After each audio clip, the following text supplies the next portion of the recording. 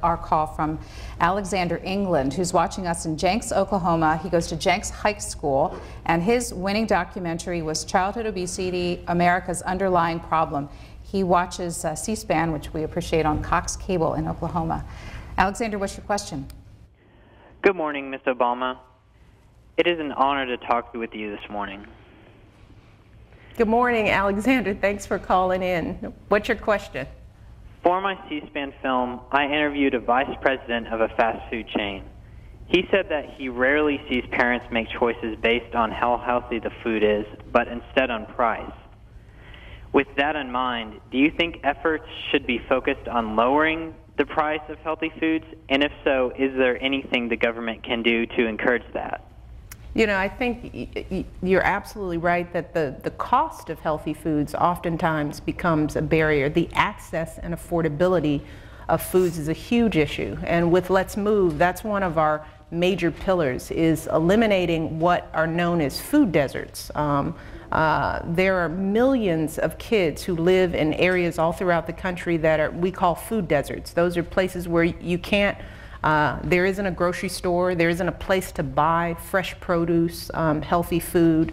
There are a lot of people who live in communities where the only access to food comes in the form of a convenience store or a gas station. You know, you imagine trying to feed your family when the closest grocery store is a train ride or a cab ride or a car ride away. And there are millions of Americans who find it very difficult to cook the kind of foods that they know that they should because they don't have access.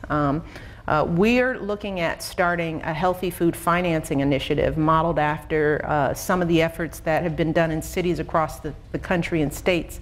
Pennsylvania has managed to eliminate food deserts through this financing initiative.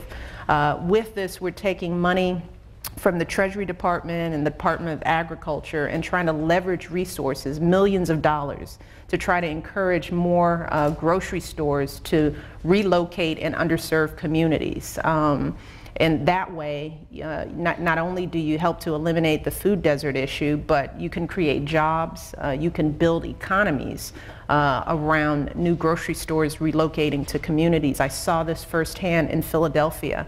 In a community that hadn't had a grocery store in it for a decade. You know, you imagine a decade. So if you're 10 years old, that means you've grown up in a community where your mom can't go and buy a head of lettuce.